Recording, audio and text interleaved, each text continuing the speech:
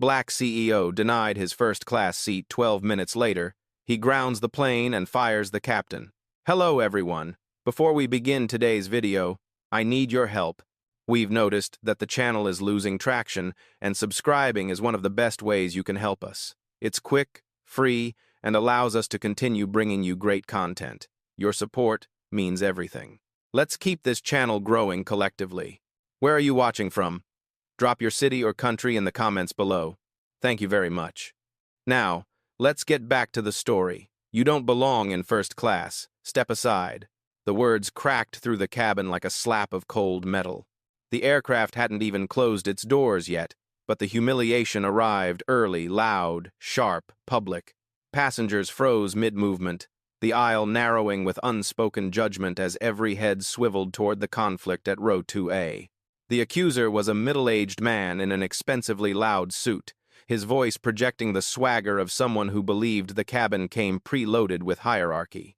A few seats away, a flight attendant, tight smile, clipped tone, stood watching, not intervening but validating the moment with silence. In the center of it all stood Jamal Rivers. Black tux-cut jacket, travel light briefcase, posture steady. A presence that didn't need volume to assert itself. Yet right now, the cabin didn't see presence, only prejudice. Only the man they assumed couldn't possibly have paid for the polished wood armrest, the champagne-ready tray table, the privilege stitched into every inch of first class. Jamal didn't answer. He simply looked at the attendant. She looked back as though caught between protocol and personal bias. "Sir," she said, voice softened into a patronizing sweetness. "This section is reserved. You may be in the wrong cabin. Wrong cabin? Wrong seat? Wrong skin." The unsaid was louder than the AC humming through the vents. A murmur rippled down the aisle. A couple in row 3 exchanged knowing smirks. A man in row 5 lifted his phone, not openly recording yet, but ready, the way crowds prepare for spectacle. False politeness evaporated. Curiosity took its place. There was always a certain hunger when humiliation hung thick in the air. Jamal reached into his jacket pocket and retrieved his boarding pass, not hurriedly, not defensively, but like a man retrieving a document he already knew was correct. He handed it to the attendant. She scanned it with a raised brow that conveyed disbelief, not due diligence. Her eyes flicked over the screen, then back to his face. "This must be an error," she muttered. The man in the flashy suit scoffed. "Just escort him back to economy. Let's not delay the rest of us." A small, brittle laugh followed from somewhere behind him. The kind of laugh people use to signal allegiance, not amusement. Jamal inhaled once slow, controlled. The kind of breath taken by men who learned long ago that dignity is quieter than rage. His gaze drifted across the cabin. Overhead bins, snapping shut. First-class passengers sipping pre-departure champagne. The quiet orchestration of privilege, now temporarily disrupted by his presence. The attendant tried again, firmer this time. "Sir, your seat is not in this cabin. Please step aside while we resolve." The PA chime rang overhead, a soft ding that punctured the tension without relieving it. The captain's voice followed, calm and authoritative. "Cabin crew, prepare for final checks." The suited man smirked wider. "Hear that? Let's move it along. Some of us have real business to get to." The irony nearly folded the air. Jamal didn't move an inch. Instead, he raised his eyes, dark, steady, unreadable, meeting the attendant's gaze with a look that didn't plead, didn't challenge, but revealed something else entirely. Certainty. And then came the moment that made the cabin shift. Not in noise, but in atmosphere. Jamal unlocked his phone. Just a tap of the screen, but it felt like thunder. The passengers didn't know why. Could know, but they sensed it the way animals sense storms before clouds appear. Because what they saw was a man being humiliated. What they didn't see, what they couldn't possibly imagine, was that this man was the one person on that plane with the power to decide if it flew at all. A ripple of discomfort passed through the flight attendant's expression. Something in her posture faltered, as though the confidence she'd wrapped herself in had suddenly loosened. The man in the loud suit scoffed again. "Seriously? Phoning a friend isn't going to fix your seat number, buddy." "Buddy." Jamal's jaw twitched 1 millimeter. No more. and then he spoke. "Before we continue," he said quietly, "where are you watching from? Drop your city or country in the comments below. And, if you believe in dignity and justice, hit like and subscribe. These stories spark change, and we're glad you're here." Now, back to Jamal. The real silence landed, then a dense, weighted quiet that settled into the upholstery and dimmed the cabin lights. Because this wasn't conflict anymore. It was the beginning of correction, and the plane had no idea what was about to hit it. The cabin had shifted in ways most people couldn't name, but everyone felt it. A tension crawling beneath the carpet, humming beneath the pressurized air. The kind that makes strangers look at each other and whisper without sound. Jamal lowered his phone, not hurriedly, not theatrically, just a calm descent of the wrist, quiet, deliberate, the sort of motion that didn't seek attention but somehow commanded it. Passengers followed its arc instinctively, like their eyes were tied to him by invisible wire. The flight attendant cleared her throat, a tiny, brittle sound. "Sir, I'll double-check with the captain," she said, the confidence in her voice thinning around the edges. "Just wait here while I verify your—" She stopped mid-sentence, because Jamal wasn't looking at her anymore. His gaze had shifted toward the cockpit door closed, sealed, guarded by a layer of metal and authority. Beyond that barrier was the man who believed he ruled this aircraft. The man who, 12 minutes from now, would discover how wrong he was. A passenger in 2C leaned forward, whispering to his wife. "Maybe he really is in the wrong seat," she whispered back. "He doesn't look confused. He looks like he's deciding something." They weren't wrong. Jamal Rivers wasn't analyzing. He was calculating. A low rumble of engines vibrated through the flooring as ground crew finalized loading procedures. It should have signaled momentum forward motion, upcoming takeoff. Instead, it felt like a countdown. The flight attendant took a careful step back from him, as though distance might dilute responsibility. Her smile, thin, strained, returned. "I'll just get the captain," she said, turning toward the galley. But she didn't make it 3 steps. The cockpit door cracked open. Captain Marshall stepped out, white uniform crisp, epaulets sharp, posture soaked in seniority. He scanned the cabin like a man accustomed to deference, irritation already shadowing his face. "What's the delay?" he demanded. "We need to depart on time." The attendant gestured toward Jamal, her voice wobbling. "This passenger is claiming seat 2A. His boarding pass says—" The captain snatched the pass from her hand before she finished. He looked at it, then at Jamal, then back at it. A slow exhale escaped him, disbelief, then annoyance, then something uglier. "We've had counterfeit first-class passes before," he said.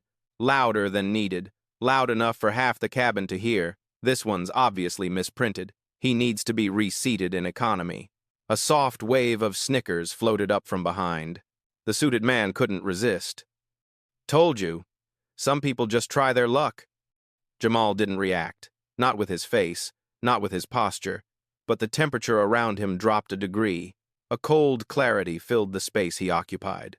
He spoke, voice low neutral, but edged like a precision blade. "Captain Marshall, is it standard procedure to make seating decisions based on appearance?" A few passengers flinched, as if the words themselves carried impact. The captain straightened, defensive. "Don't play games with me. This isn't about." But then the PA chime echoed again, soft, crisp. One notification vibrated on Jamal's phone. Just one. He lifted it slightly. The captain didn't see the screen, but something in Jamal's composure made his expression flicker, just enough to reveal unease beneath rank. The attendant swallowed.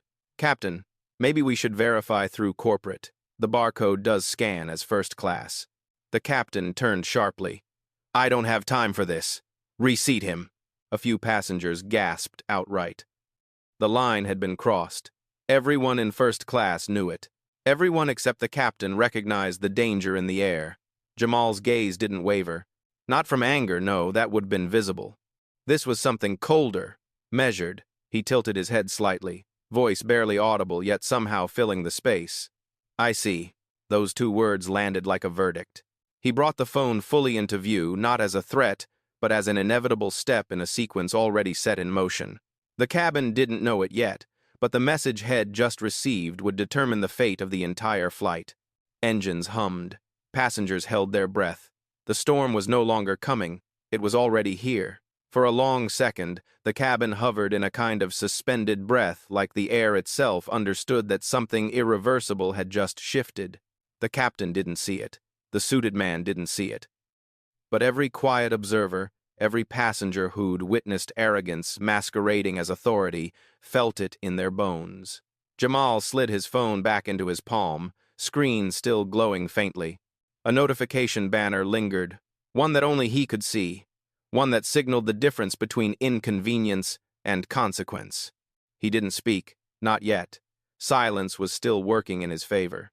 The captain exhaled sharply, mistaking that silence for surrender. "Good," he said, handing the boarding pass back with a dismissive flick. "Let's keep this flight running." Flight attendant, reseat him, and he didn't finish. Because the flight attendant's tablet clutched to her chest moments earlier lit up with a sudden red banner. Priority alert. Hold flight corporate compliance review initiated. The message pulsed once, twice, then locked the screen. She froze.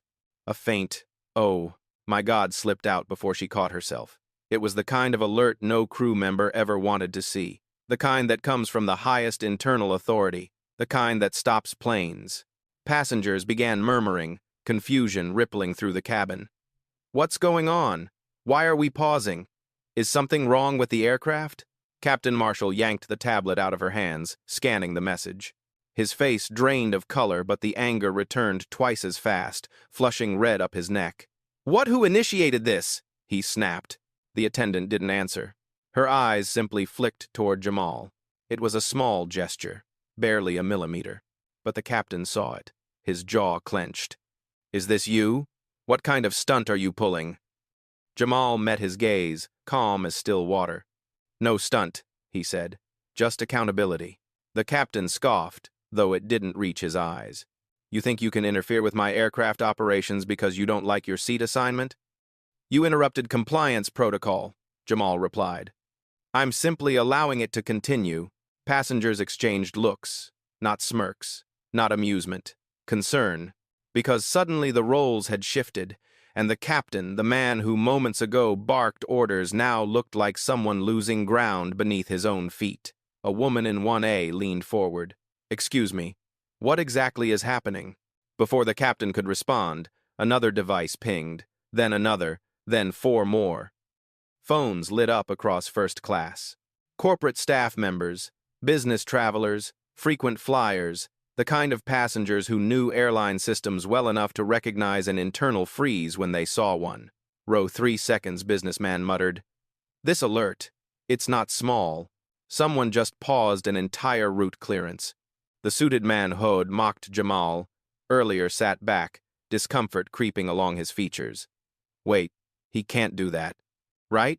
Jamal didn't look at him. He didn't need to. The question had already answered itself. The captain straightened, struggling to maintain control. "Passenger, step aside. I'm handling this with operations." Jamal's voice stayed soft, unmoving, unshaken. "You won't find operations available," he said. "They're on the call," I started. The captain barked a humorless laugh. "You think you can just—" But the cabin interphone rang. Urgent, piercing. The flight attendant lifted it to her ear, listened, then slowly turned toward the captain with an expression that had shifted from uncertainty to something like fear. "Sir," she said, voice trembling. "Ground control is requesting you. All operations involving this aircraft have been suspended. They said the order came directly from executive authority." Her eyes flicked again to Jamal. This time, so did everyone else's. Jamal didn't move, didn't smile, didn't boast. He simply adjusted his sleeve. The captain stared at him as though seeing him for the first time. "Who are you?" he demanded. Jamal's answer was quiet enough to make the cabin lean in. "Someone who understands the cost of disrespect," he said, "and someone in a position to ensure it doesn't fly." The engines rumbled beneath the floor, not with readiness, with interruption, grounding. The clock had just begun ticking for Captain Marshall, and he didn't even know how little time he had left. The interphone clicked back into its cradle with a soft, hollow snap, quiet enough to be missed, heavy enough to change the air. The attendant's hands trembled as she set it down. She wasn't looking at the captain anymore. No one was. Every gaze in first class was anchored to one man. Jamal Rivers, still seated, still calm, still composed, a storm without wind. The captain tried to gather his authority, like a coat slipping from his shoulders. "All right," he muttered, forcing a confident tone that didn't match the panic rising in his eyes. "There's clearly been a mistake. Ground control doesn't just halt a flight for A." Notification buzzed on his wrist. Captain Marshall glanced at his smartwatch. His face tightened. It was a notification Head hoped to never receive in his entire career. Mandatory personnel review, Captain Marshall, priority level. Executive request. The words glowed on the tiny screen like a sentence being carved. The entire first-class cabin watched the blood drain from his face. Even the engines outside seemed to hum quieter, as though listening. "What is this?" he whispered. Jamal offered no expression, only a quiet steadiness that functioned as its own form of dominance. The suited man who'd mocked him earlier swallowed hard. "This is unreal. Who has that kind of access?" Someone else answered under their breath. "Only ownership." The captain's voice cracked. "Tell me your name, right now." Jamal finally stood, slow, measured. Not confrontational, inevitable. He met the captain's eyes with a gentleness that was far more terrifying than anger. "I gave multiple opportunities for respect," Jamal said softly. "You declined every one." The captain took a step back without meaning to.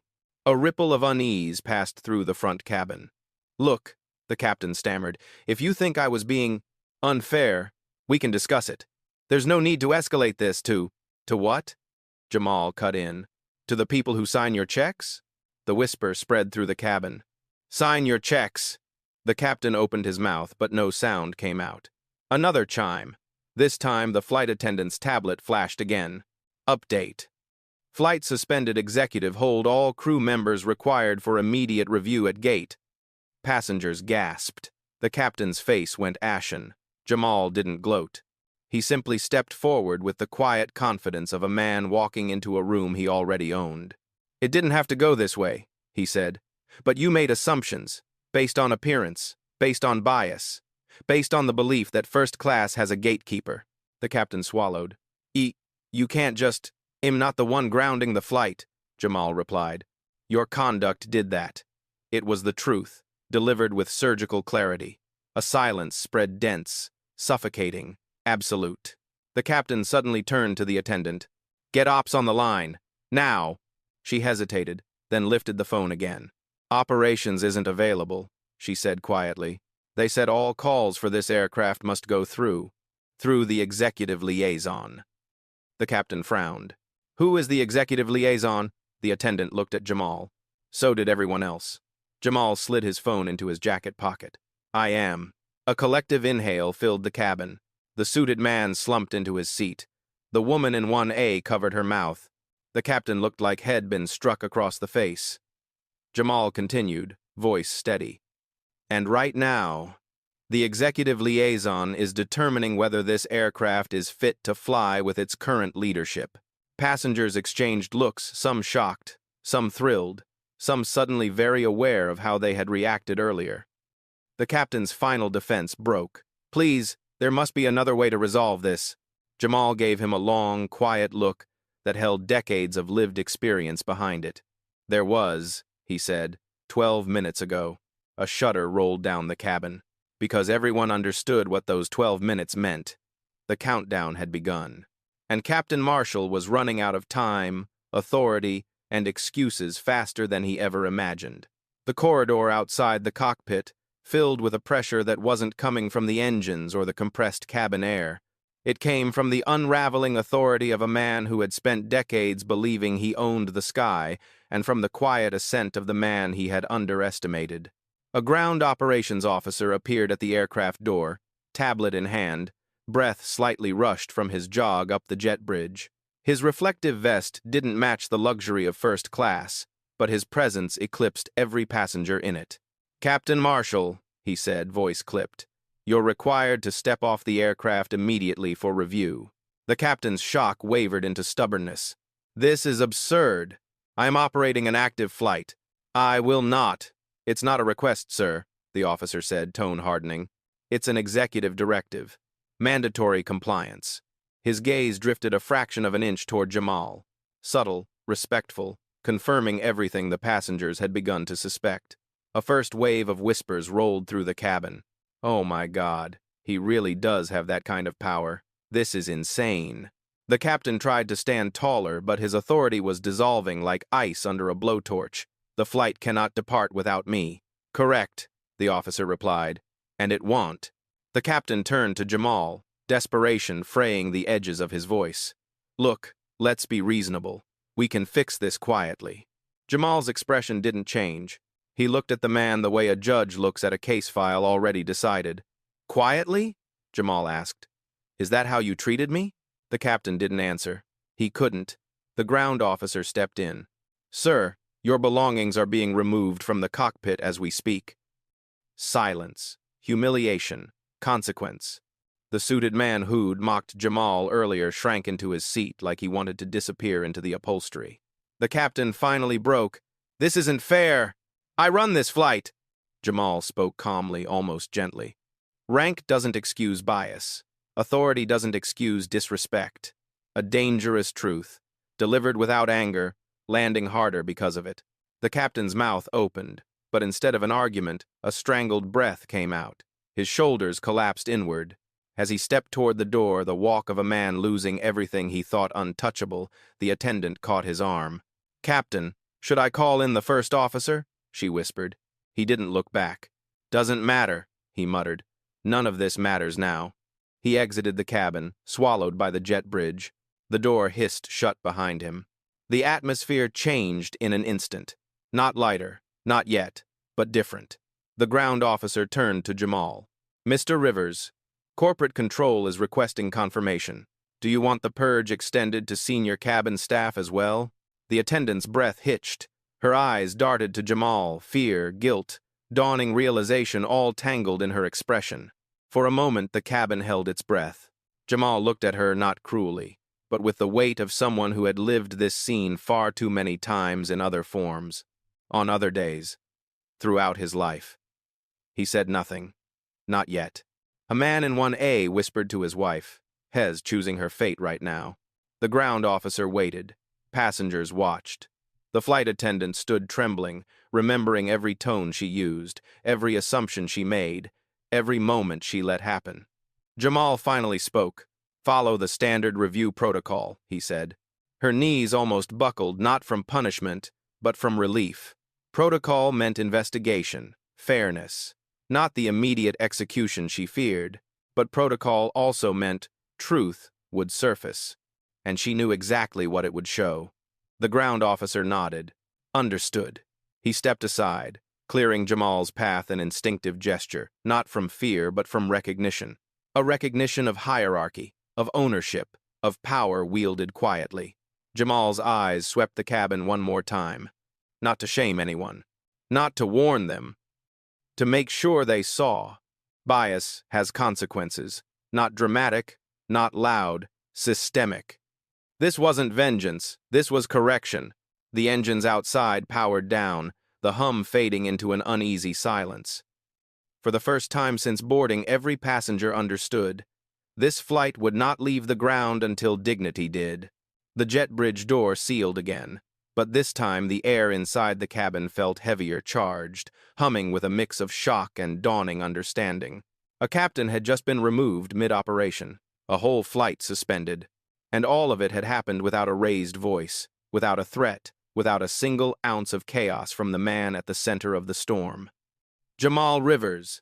He hadn't moved from his spot near 2A, but the energy around him shifted like gravity redistributing itself. Passengers who'd once stared with judgment now avoided his eyes, suddenly aware of how quickly assumptions can age into embarrassment. The flight attendant, shaken, remorseful, stood stiffly at the galley entrance, hands clasped as though bracing for an aftershock. It came sooner than anyone expected.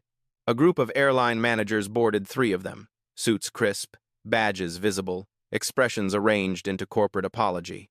They walked down the aisle with the solemnity of diplomats entering peace negotiations. The lead manager, a woman with silver-framed glasses and a voice tempered by years of crisis communication, stopped directly in front of Jamal. "Mr. Rivers," she said, dipping her head with the kind of respect that wasn't performative, just overdue. "We want to personally apologize for what occurred. This is unacceptable on every level." Her tone wasn't scripted. It carried sincerity and fear of the repercussions tied to the man she was speaking to. Behind her, the second manager glanced at his tablet, confirming the data streaming in, the compliance freeze, the personnel case file, the hold order. He lifted his eyes to Jamal, swallowing hard. Jamal finally spoke, voice quiet enough to make everyone lean in. "I board flights like anyone else," he said, "but today, I was treated like less than anyone else. You need to understand that difference." The manager nodded immediately. "We do, and we will handle this matter with complete transparency." "Good," Jamal replied. "Transparency is the minimum." A few rows back, a young man whispered to his girlfriend. "He talks like someone who owns the airline," she whispered back. "Maybe he does." They weren't far from the truth. The third manager, newer, nervous, overly eager to mend the situation, took a step forward. "Sir, if you would like to take your seat now, we can begin repairing the delay," but he stopped, because Jamal raised a single hand. Not abruptly, just enough to pause the world. "I will take my seat," Jamal said, "after you answer one question." The manager blinked. "Of course." Jamal looked directly at him through him, almost. "How many times," he asked, "has this happened to someone without the power to stop it?" The question didn't belong to him alone. It belonged to everyone who had ever been dismissed quietly, doubted silently, disrespected politely. The manager inhaled, more times than it ever should have. "Exactly," Jamal said. A ripple of solemnity passed through the cabin. A truth long ignored was finally spoken aloud on an aircraft that had, moments ago, enforced that truth. With its own bias, the manager straightened, spine stiff with conviction. "We will initiate mandatory retraining for all crew. Bias protocol, identification, verification procedures, disciplinary structure, everything." Jamal nodded once, satisfied but not softened. "And the passengers who witnessed this, they deserve clarity too." The manager nodded. "I'll address the cabin myself." He turned toward the rows of watching faces, but Jamal spoke again. "No, I will." The manager hesitated, then stepped aside. Jamal turned around, facing the rows of passengers. People who had judged him, doubted him, laughed at him, filmed him. People who had just watched the swift consequences of quiet power. He didn't raise his voice. He didn't need to. "I'm not here to embarrass anyone," he said, "but I am here to correct something that should never have happened. Not to me, not to anyone." The suited man in 3C, the loudest earlier, dropped his gaze to his shoes. Jamal continued, "Remember this moment. The next time you think someone doesn't belong somewhere, you may be wrong, and your assumption may cost you more than you think." The passengers sat frozen, humbled in a way no turbulence could ever achieve.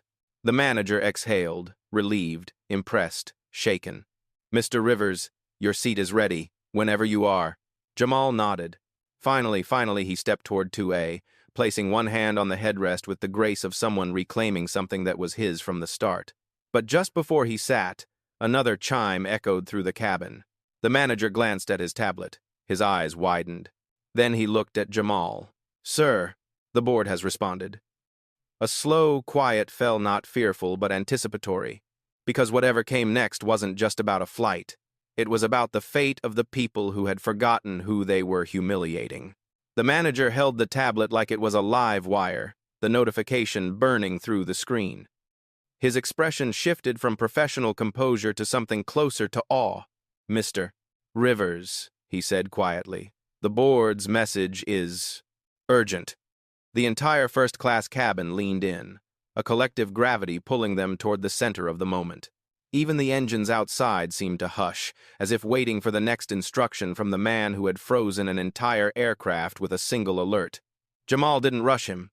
He simply stood there, the calm eye of the storm, waiting. The manager swallowed, then read aloud. "Executive Directive. Immediate authorization granted. Full authority transferred to executive liaison on site. Proceed with corrective action as deemed appropriate. A murmur rippled down the aisle. Full authority? On site? Who is this guy? The suited man who mocked Jamal earlier paled visibly, sinking into his seat with the expression of a man watching his own downfall approach on landing gear. The flight attendant covered her mouth with trembling fingers. She suddenly realized this wasn't a disciplinary moment. It was a reckoning. Jamal took the tablet gently, scanning the message with the faintest nod. Good, he said. Let's proceed. The manager straightened. How would you like to handle the rest of the cabin crew, sir? The attendant tensed, bracing for the kind of instant firing she feared would come next. But Jamal didn't even look at her yet. He looked at the cabin as a whole, the passengers who pretended not to stare but couldn't look away. His voice was steady, even. Integrity isn't restored by punishment. It's restored by truth. The manager nodded slowly, unsure but trusting. Jamal finally turned toward the attendant, her shoulders locked, her eyes fixed on the floor. He waited until she looked up at him. Really looked. When you approached me, he said quietly, you didn't see a passenger. You saw a problem. Her lip quivered. Sir, I didn't mean I know, Jamal said. That's the problem. A beat of silence. But, he added, your choice to verify the code against the captain's instruction that was integrity. Remember that. A tear she hadn't meant to shed slipped down her cheek. She nodded, speechless. The manager exhaled, relieved. Not because she was spared, but because dignity had been upheld by the very man whose dignity had been challenged. Then Jamal turned to the ground officer. Escort the first officer aboard, he said. Well, complete the compliance review before any decisions are made about crew assignments. Yes, sir. The officer moved quickly, disappearing toward the jet bridge. Passengers shifted uneasily. Some shrank into their seats.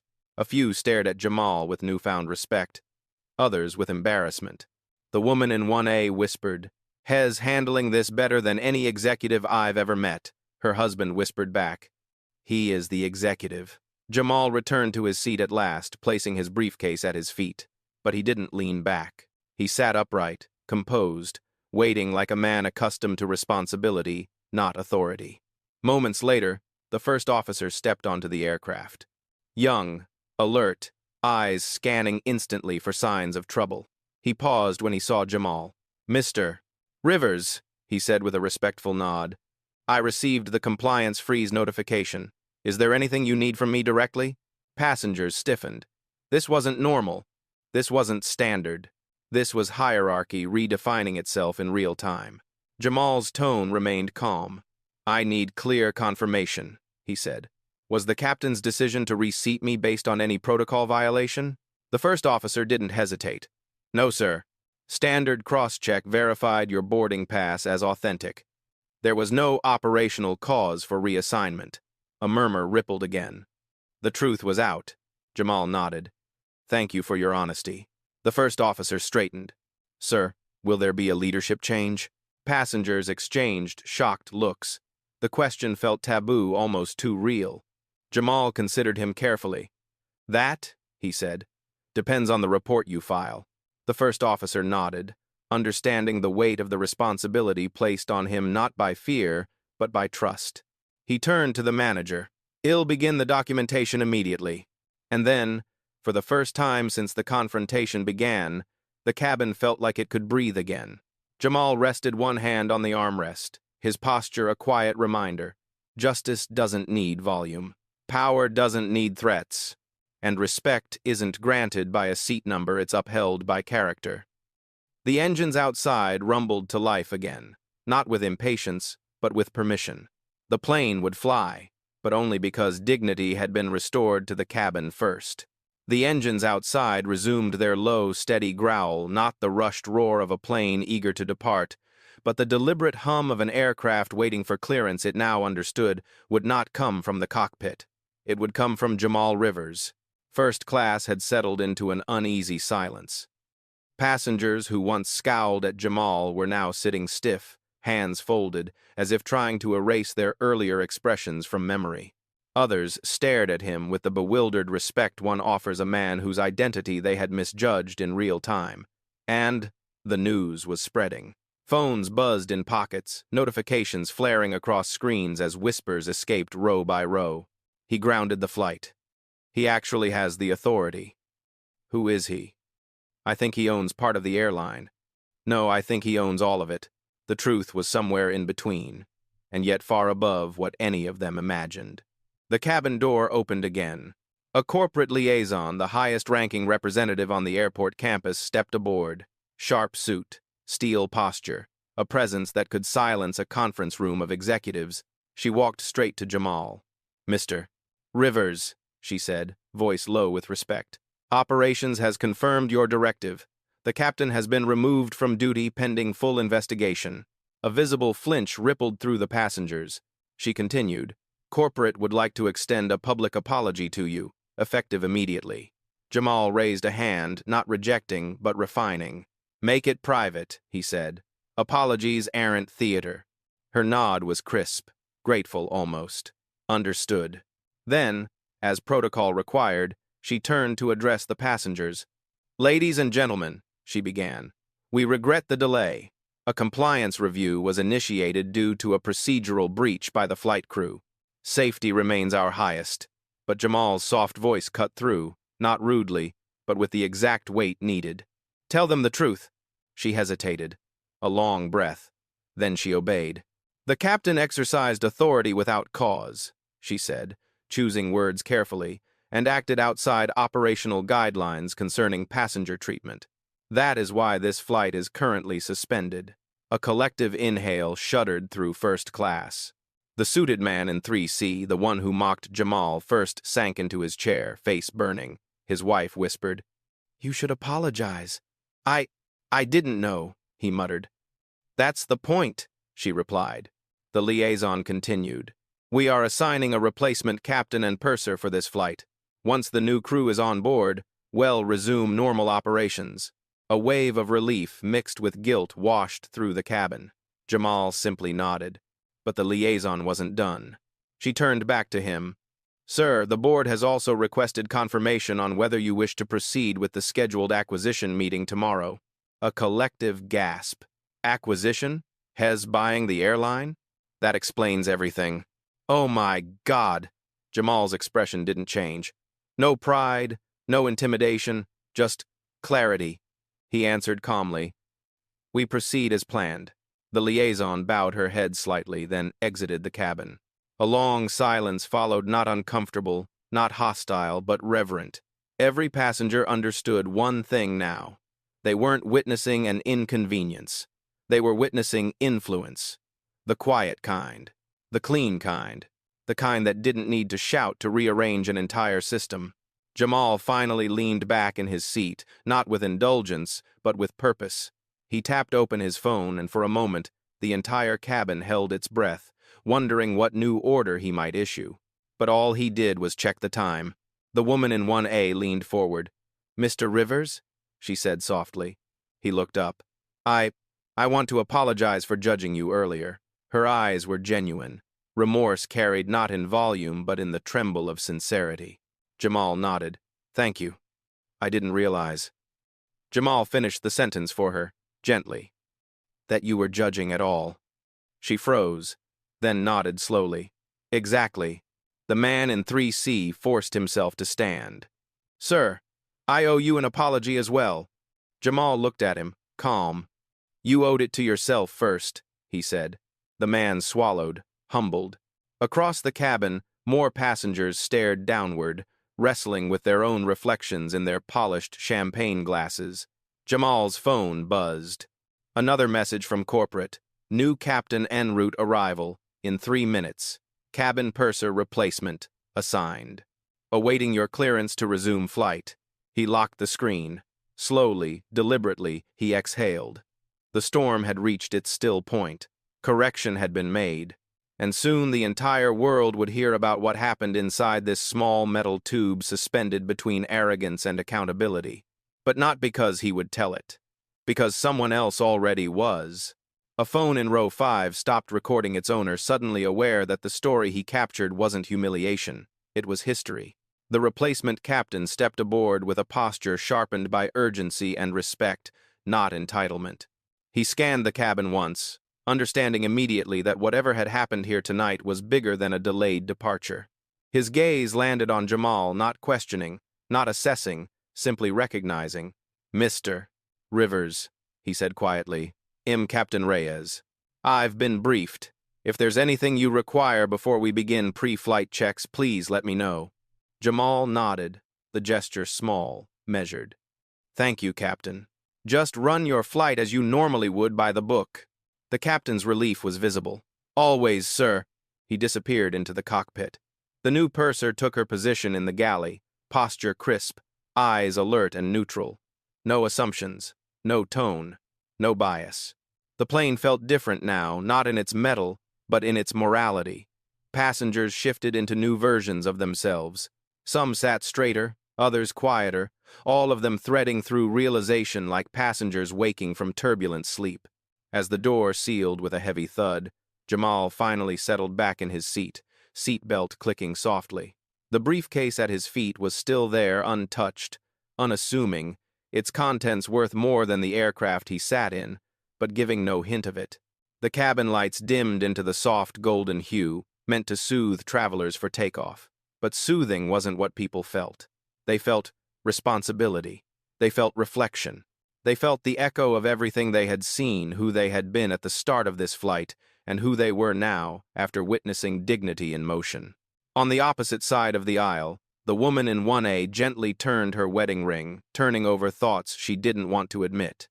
Her husband stared at the seat back, jaw tight with quiet reevaluation. Behind them, the suited man in 3C dabbed at his forehead with a napkin, his earlier arrogance now dissolved into something softer, something recognizably human. The flight attendant, the one who had misjudged Jamal at first sight, stood still at the galley wall, breathing evenly, eyes glassy. She wasn't afraid anymore. She wasn't angry. She was changed, and she knew it.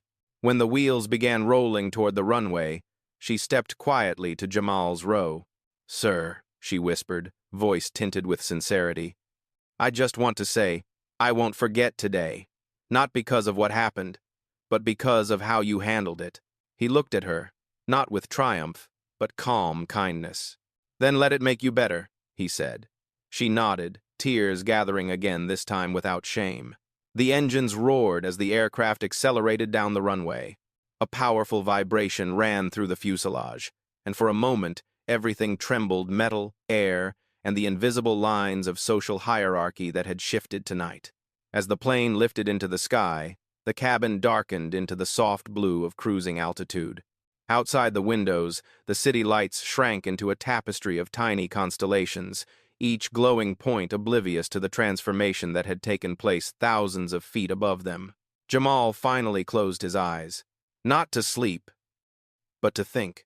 He thought of his mother standing in an airport decades ago, embarrassed and small as a gate agent questioned her ticket again and again, each time with thinner patience. He had watched it as a boy, powerless, holding her hand while she tried to pretend it didn't hurt. It had hurt, and it had carved something into him, a promise. No one would repeat that moment under his watch. No one. Tonight had been a tribute to that promise. Not in anger, not in spectacle, but in quiet alignment of power and integrity. When he opened his eyes again, the cabin was calm. Most passengers stared forward, pretending to watch the safety video, but their minds were elsewhere, replaying, reevaluating, rewiring. The man in 3C hesitated, then leaned forward. "Mr. Rivers?" Jamal turned. I hope one day I can earn back the respect I didn't show you tonight." Jamal studied him for a moment, then nodded once, a gesture of possibility, not absolution. "That's up to who you choose to be after you get off this plane," Jamal said. The man swallowed, nodded back, and sat down with the air of someone who had just been handed a second chance rather than forgiveness. The purser made an announcement. "Ladies and gentlemen, we are now beginning our climb to cruising altitude. Estimated arrival time remains unchanged. Please relax and enjoy your flight." Relax. The word landed differently now. Because this wasn't just a flight, it was a reset, a recalibration. A quiet restoration of the truth that society often forgets. Dignity does not negotiate. Justice does not shout. and power does not need permission to be real. The clouds washed past the windows, long white strokes against the dark sky. Jamal rested his head against the seat back. He was not triumphant, just resolute. The world would hear about this day. Maybe from passengers, maybe from staff, maybe from the footage already circulating online. But none of that mattered. What mattered was simple. A man who had been told he didn't belong proved he did not by force, not by fury, but by a presence so grounded it halted a plane. The flight carried on, calm and steady. But every soul on board carried something else. The understanding that character, not class, writes the real rules of the sky.